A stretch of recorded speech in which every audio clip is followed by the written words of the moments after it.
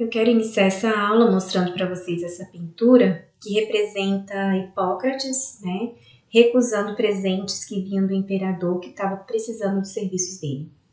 E por que o imperador estava precisando do serviço dele? Porque Hipócrates era um médico, né, na época, ele viveu em 460 a.C., um grego, e foi considerado o pai da medicina. E é dele a célebre frase: que seu remédio seja seu alimento e que seu alimento seja seu remédio, e que até hoje continua atual. Essa pintura, ela se encontra no Museu de História da Medicina em Paris. E outra frase também importante de Hipócrates é que as partes corporais que são habitualmente utilizadas tendem a se fortalecer, enquanto aquelas menos usadas ficam mais fracas e predispostas a doenças. Esse é um conceito também bem atual, que a gente chama de hoje em dia de sarcopenia, né, e que está relacionado a esse slogan também bem atual, que é o use it or lose it, em inglês, né? Use ou perca. E de fato, antigamente a atividade física era usada como método para alcançar a força muscular, então, usada principalmente no preparo militar. E aí, com o passar do tempo, foi observada uma transição epidemiológica no Brasil e no mundo todo, né, em que houve uma redução das doenças crônicas, das doenças infecto-contagiosas representada pela linha vermelha, e aumento das doenças crônicas não transmissíveis, por exemplo, doenças cardiovasculares representada pela linha azul, cânceres representada pela linha laranja e outras representada pela linha verde. Juntamente com essa transição epidemiológica, houve também uma transição demográfica, ou seja, a expectativa de vida ao nascer aumentou. Em 1920, a expectativa de vida era de 35 anos, enquanto agora em 2020 é de 76 anos. Então, aumentou o número de idosos, as pessoas começaram a viver mais. E coincidindo com essa transição epidemiológica e demográfica, no final do século XIX e início do século XX, houve então o início das pesquisas que investigaram exercícios físicos no tratamento dessas doenças crônicas não transmissíveis que são relacionadas à idade.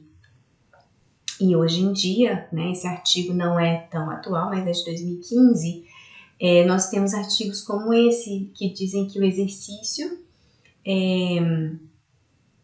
pode trazer benefícios, né, para 26 tipos de doenças crônicas não transmissíveis.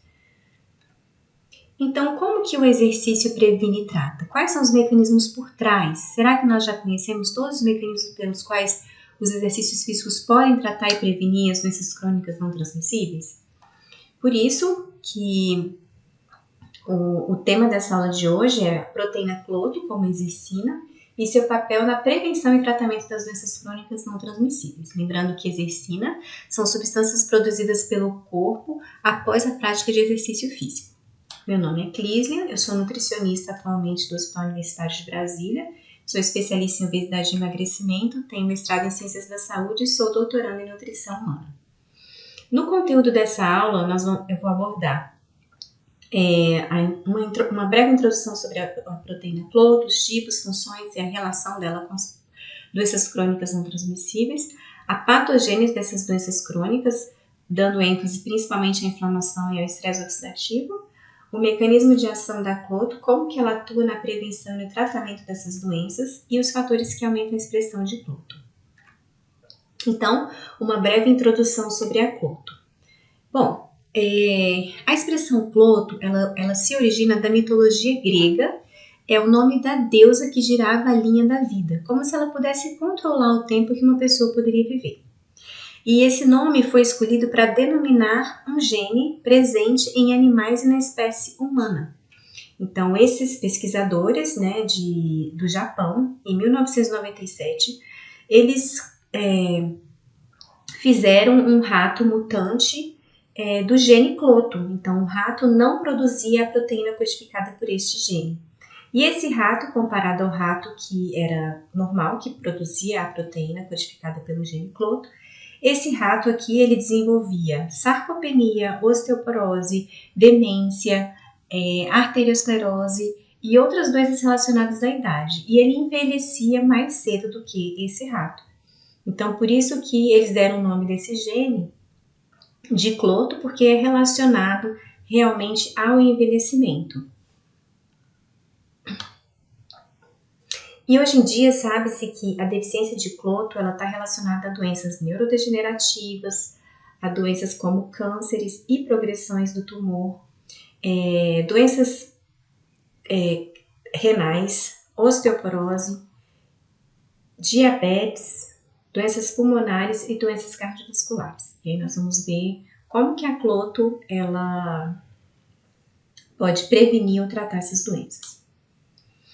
Bom, as proteínas cloto elas podem ser de 3 tipos, alfa, beta ou gama. A proteína alfa foi a primeira a ser encontrada, então ela é melhor conhecida as suas funções, então nessa aula de hoje vai ser baseada nas funções da proteína alfa. Ela é encontrada na paratireoide, no cérebro e nos rins. E está relacionada ao metabolismo do cálcio e também a proteínas, citocinas inflamatórias, proteção antioxidante, nós vamos ver mais a respeito.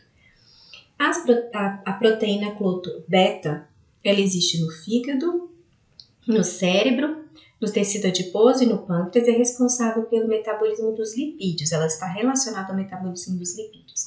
E a proteína gama, a gama-cloto, ela tá localizada no tecido adiposo marrom e ainda não se sabe muito bem as suas funções. A proteína alfa-cloto, então, que é a proteína que a gente vai dar ênfase aqui nessa aula, ela existe de 3 maneiras. Ela existe aquela transmembrana, existe também aquela que está solúvel, ou seja, ela pode alcançar vários órgãos, né? É como se tivesse um efeito hormonal. E existe aquela intracelular que também pode ser secretada. E aí, antes de falar sobre o papel da cloto nas doenças crônicas não transmissíveis, é importante eu falar um pouquinho sobre a patogênese das doenças crônicas não transmissíveis, a fim de que vocês possam entender o papel da cloto na prevenção e tratamento dessas doenças. Então, como que ocorrem essas doenças crônicas não transmissíveis, né? Existe uma série de fatores interligados e associados. Então, vamos começar aqui falando sobre o telômero, o comprimento do telômero, né? O que é o telômero? Ele é uma parte final do cromossomo e que protege o DNA contra mutações. Então, à medida que ele vai reduzindo, à medida que a célula vai se dividindo, acontece o envelhecimento celular, esse telômero ele vai também se reduzindo. E aí a chance de aparecer mutações na célula é grande. Então, acontece danos ao DNA com o encurtamento do telômero. Esses danos ao DNA vai fazer com que a célula fique envelhecida. É uma célula que não produz proteínas adequadamente, é uma célula que não está desempenhando suas funções adequadamente. Ela pode sofrer apoptose, né? Ou pode simplesmente ficar ali como chamada de célula senescente, que é uma célula que secreta muitas citocinas inflamatórias, muitos radicais livres e gera, né, um estresse oxidativo. Outra coisa também que acontece com o envelhecimento celular é a mitocôndria. A mitocôndria ela é responsável pela formação de ATP, mas com essa formação de ATP ocorre também a formação de radicais livres. E aí, com o passar do tempo, há um acúmulo desses radicais livres na mitocôndria e ela passa a ser cada vez menos eficiente, a produzir menos ATP e a gerar mais radicais livres, danificando também a célula. Além disso, também alimentos com poder, por exemplo, inflamatório, também geram mais radicais livres, prejudicando mais ainda a função da célula, levando à senescência celular. Então, eu já falei um pouquinho sobre o que é a senescência celular, mas vou reforçar. Então, são esses danos que acontecem na célula, principalmente ao DNA da célula, e essa célula começa a secretar, então, substâncias inflamatórias. Ela começa a secretar radicais livres e começa a gerar uma inflamação ali no local. E essa inflamação depois se estende, né, a todo o organismo, levando a uma inflamação sistêmica crônica e de baixo grau.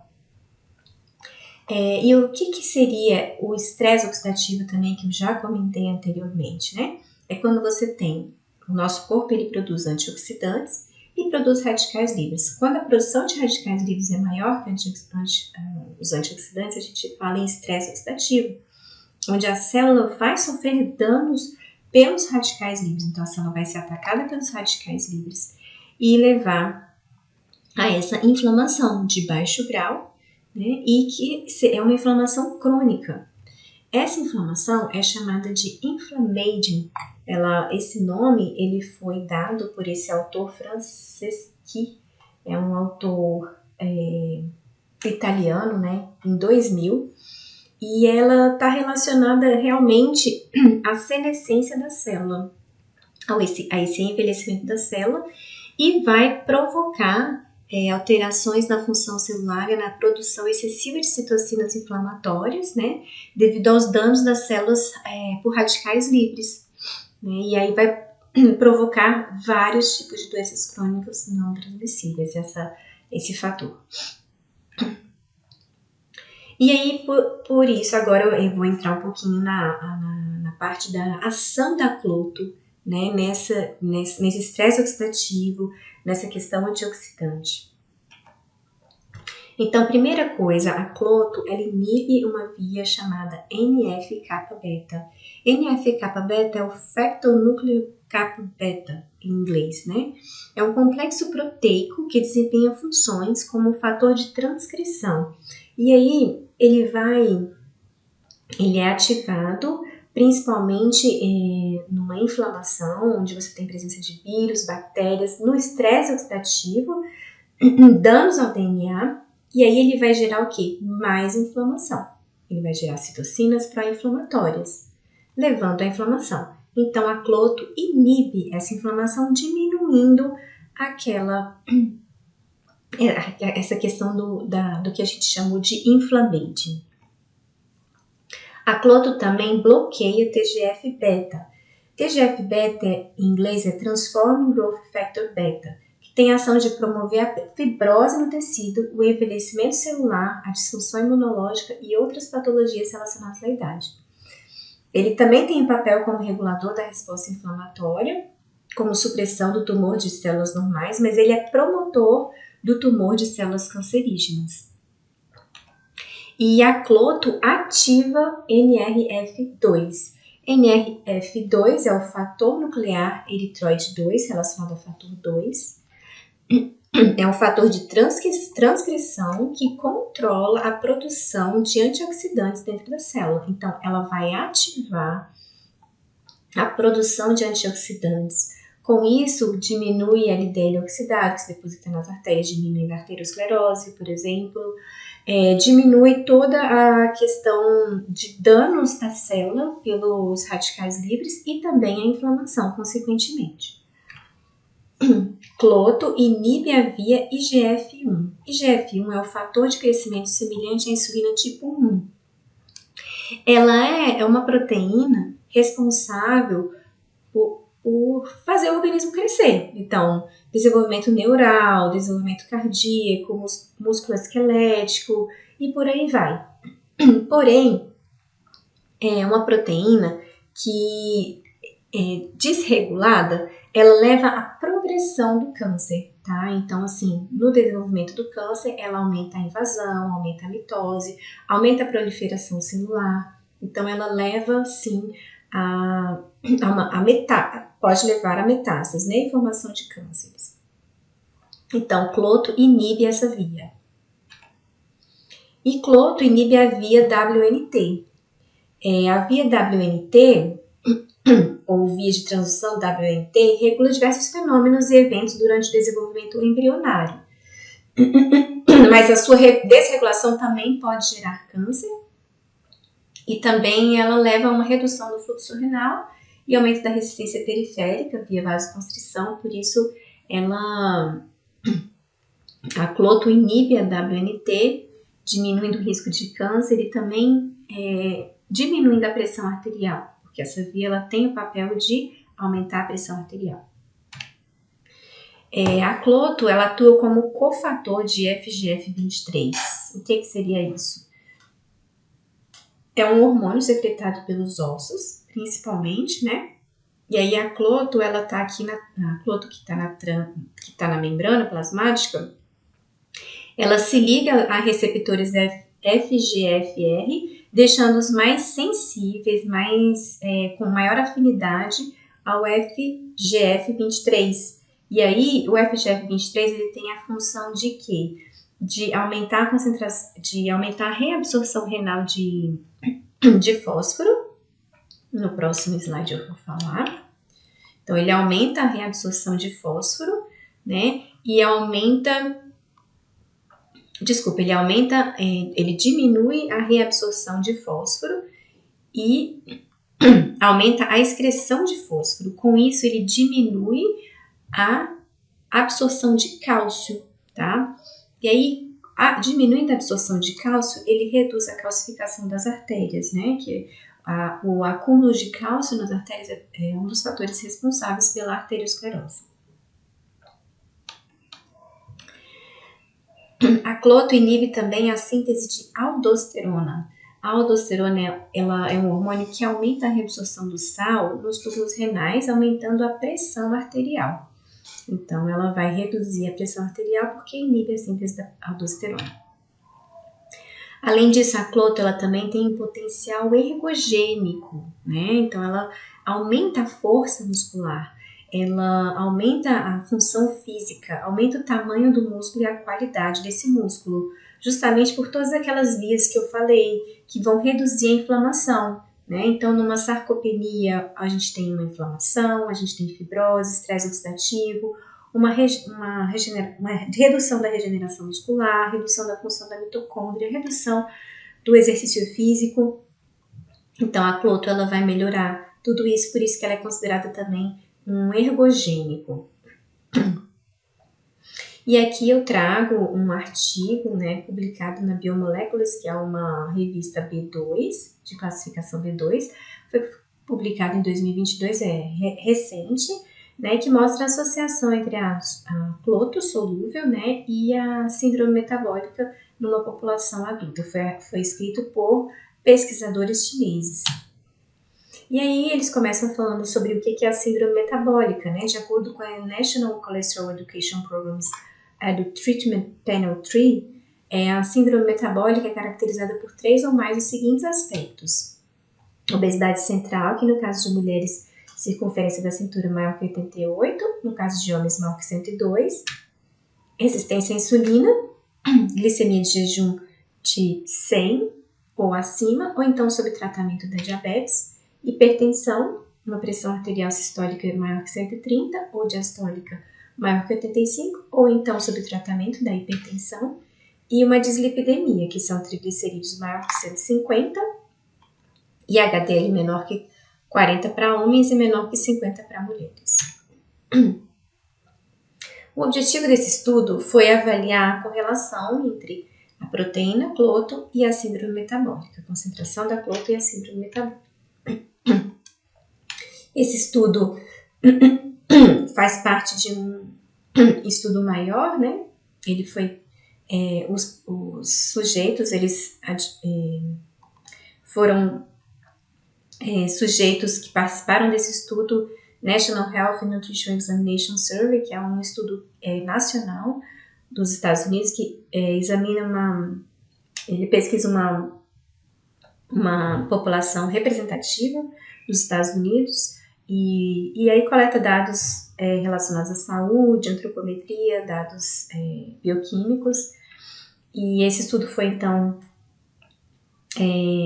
composto por adultos maior que 20 anos, e aí eles pegaram a base de dados desse National Health and Nutrition Examination Survey de 2007 a 2008, 2009 a 2010 e 2011 a 2012. Ao todo foram 9.976 pessoas, sujeitos, divididos em 2 grupos, né, com síndrome metabólica e sem síndrome metabólica.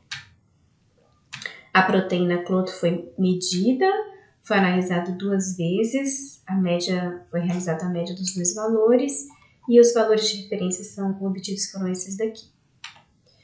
Com relação ao perfil bioquímico, foi avaliado o perfil bioquímico dos sujeitos do ano 2007 a 2008, foi avaliado a aspartato aminotransferase, ou TGO, né, creatinina, colesterol, glicose, triglicerídeos, HDL, por esses métodos aqui. Com relação à análise estatística, foram obtidos médios desvios padrões para as variáveis contínuas, número percentual para as variáveis categóricas, foi feito para avaliar a diferença entre dos sujeitos com síndrome metabólica para aqueles sem síndrome metabólica, né? Foi feito o teste Q quadrado, utilizado a SPSS 18.0, utilizado o nível de significância menor que 0,05, para avaliar a relação entre concentração de cloto e síndrome metabólica. Foi considerado a análise multivariada linear, a regressão linear multivariada, utilizando para variáveis contínuas, circunferência da cintura, pressão arterial, glicose e lipídios, e aí foi feito em 2 modelos, um modelo que foi não ajustado e um modelo que foi ajustado por sexo, idade, raça, IMC, ATGO, creatinina, doenças coronarianas, angina e uso do cigarro. E aqui mostra a tabela 1, que são as características dos participantes com e sem síndrome metabólica. A gente tem mais ou menos quase que o dobro, não tinha síndrome metabólica, né? Mas a gente tem uma quantidade considerável de quase 4.000 pessoas com síndrome metabólica. E aqui nós temos as variáveis. A gente observa que todas as variáveis, idade, IMC, creatinina, TGO, todas elas estavam maiores e significativas e com um p-valor menor que 0,05 para aqueles com síndrome metabólica. Aqueles sem síndrome metabólica tiveram uma maior concentração de cloto, também com um p-valor menor que 0,05. Com relação aos componentes da síndrome metabólica, a gente observa que a pressão arterial, sistólica e diastólica também foi maior naqueles com síndrome metabólica, circunferência da cintura, triglicerídeos, HDL e glicose. Todos com o p-valor menor que 0,05. Ainda na tabela 1, mostrando as variáveis categóricas, nós podemos observar que para doenças coronarianas, a gente tem uma maior quantidade de pessoas daquelas com síndrome metabólica, né? E o cigarro, apesar de ter sido maior também naqueles que não têm síndrome metabólica, né? A presença de fumantes, a gente observa que é por conta do número que é bem maior do que esse. Então, se a gente for avaliar em percentual, o percentual de fumantes é menor naqueles que têm síndrome metabólica do que naqueles com síndrome metabólica. Com relação à correlação entre cloto e síndrome metabólica. Então, a tabela 2 mostra a relação entre cloto e síndrome metabólica. No modelo 1 é aquele não ajustado, o modelo 2 é aquele ajustado por sexo, idade, né? E aí o modelo 2, que é o mais interessante, que é o modelo ajustado, a gente observa que houve uma correlação negativa entre síndrome metabólica e cloto, ou seja, aquelas pessoas com síndrome metabólica tinham menor concentração de cloto e um p-valor menor que 0,05. Na tabela 3, mostra os coeficientes de regressão na presença e número dos componentes da síndrome metabólica com a cloto. Então, aqui ele separou cada componente da síndrome metabólica, obesidade abdominal, pressão arterial elevada, triglicéridos elevado, colesterol, HDL baixo, né? E alta glicose. Então, a gente pode observar, tanto no modelo 1 quanto no modelo 2, mas dando ênfase ao modelo 2, que aqueles componentes que realmente tiveram significância estatística foram a obesidade abdominal e o alto triglicerídeos, né? Então, quanto maior a circunferência abdominal, menor a cloto. Quanto maior o triglicerídeos, menor a cloto. As outras também, pressão arterial e o HDL também mostraram correlação negativa, só que não foi significativa. E aí a gente teve uma surpresa, e os autores também tiveram uma surpresa, que a glicose ela teve uma correlação positiva, tanto no modelo 1 quanto no modelo 2, que é o ajustado, teve uma correlação positiva e com p-valor menor que 0,05. E aí o autor discute na discussão que a hipótese que ele encontrou para explicar o resultado desse estudo foi que a cloto ela protege o organismo do excesso alimentar. Então, se você tem muita glicose, ela vai fazer uma resistência à insulina, impedindo a entrada da glicose na célula. E aí, a falta da glicose leva à oxidação dos lipídios para a geração de energia e isso reduz a lipotoxicidade da célula. Essa é a explicação que o autor dá. E aí, na conclusão desse estudo, é que mostrou uma correlação inversa entre cloto e alguns componentes da síndrome metabólica, como circunferência da cintura e níveis de triglicerídeos numa população de adultos saudáveis, né? E a cloto, ela pode ter um papel protetor no desenvolvimento, então, da síndrome metabólica, como eu mostrei já para vocês, por todas aquelas vias que ela inibe ou ativa, diminuindo a inflamação, diminuindo radicais livres. Então, por último, né? O último tópico da aula seria quais são os fatores que aumentam a expressão de cloto, né? Bom, o papel do exercício na expressão da cloto. Então, o exercício físico ele aumenta a concentração de cloto de forma aguda ou crônica, independente do protocolo, seja ele de resistência, seja ele aeróbico ou combinado.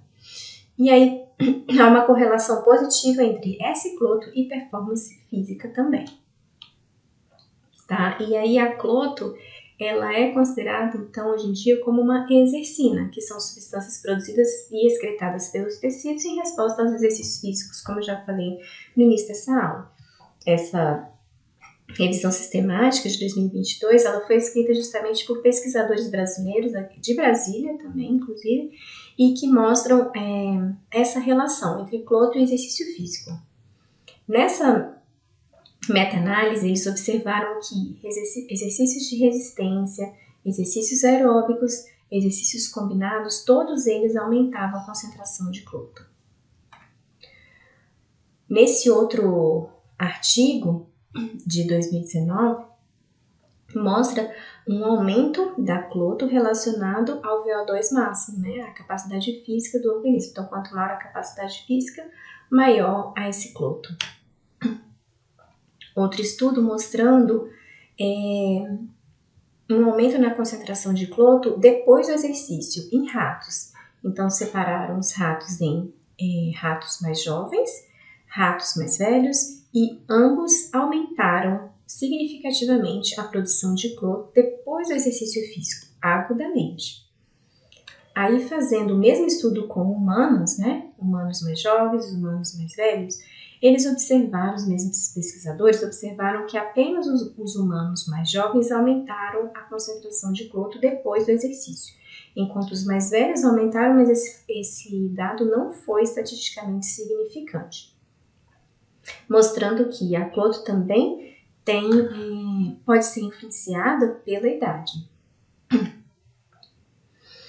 Então, e como que o exercício físico aumenta a cloto, né? Ainda não é elucidado o mecanismo, né? Mas tem algumas hipóteses. Então, o exercício físico ele provoca a formação de radicais livres, né? Isso pode induzir o aumento da cloto como mecanismo para contrabalancear esses efeitos radicais livres. E outro efeito também parece estar relacionado aos fatores anti-inflamatórios também induzidos pelo exercício, que podem aumentar a concentração de cloto.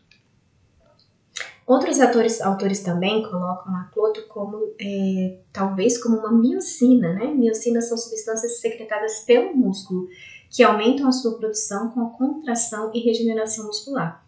Então, o exercício físico, ele provoca essa contração muscular, poderia levar, então, a produção de cloto por conta dessa contração muscular. Um outro artigo que mostra que pode ser considerado uma miocina é exatamente essa relação que tem da força muscular, né, com a concentração de cloto. Então, quanto maior a força da mão, por exemplo, maior a concentração plasmática de cloto. Outro artigo também é esse daqui que mostra Quanto maior a concentração de massa magra, maior a concentração de cloto. Então, está relacionada mesmo à concentração de músculo no organismo. E aí a gente tem também dietas, né, que podem reduzir a cloto, que são dietas com padrão inflamatório. Esses 2 artigos trazem bem isso, né, são artigos recentes, e que dizem realmente que dietas com esse padrão inflamatório que induzem a formação de radicais livres, que diminuem os antioxidantes, né, e elevam o estresse oxidativo e reduzem a cloto, sim, no organismo. E a gente tem algumas classes de medicações que aumentam a concentração de cloto, como, por exemplo, losartana, que é um antihipertensivo, estatina, que é usado para controle do colesterol, pentoxifilina, que é usado para coagulação sanguínea, vitamina D, rapamicina e alguns hipoglicemiantes, como a metformina, também aumentam a concentração de cloto. Bom, espero que essa aula tenha sido útil, que tenha aumentado o conhecimento de vocês a respeito da proteína cloto. Obrigada!